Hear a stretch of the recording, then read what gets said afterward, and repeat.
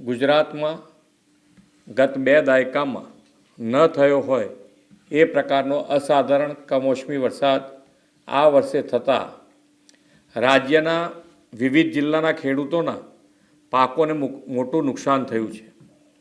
આ સંદર્ભે મેં તથા મારા સાથી મંત્રીઓએ જુદા જુદા જિલ્લાઓમાં જઈને અસરગ્રસ્ત ખેડૂતોની સાથે પ્રત્યક્ષ વાતચીત કરીને તેમની સ્થિતિ જાણી હતી।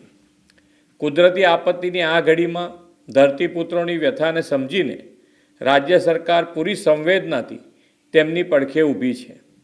રાજ્યભરના ખેડૂતોના પાકને થયેલા વ્યાપક નુકસાન સામે તેમની લાગણીઓને ધ્યાને રાખીને રાજ્ય સરકાર દ્વારા ધરતીપુત્રો માટે આશરે 10,000 કરોડના રાહત સહાય પેકેજની જાહેરાત કરું છું।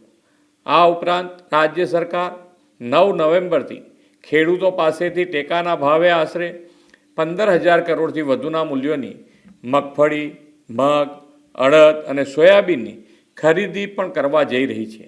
અન્નદાતાઓની આર્થિક સુખાકારીની ચિંતા પોતાના માથે લઈને રાજ્ય સરકાર તેમની સહાયતા માટે હંમેશા પ્રતિબદ્ધ હતી, છે અને રહેશે તેવો વિશ્વાસ આપું છું।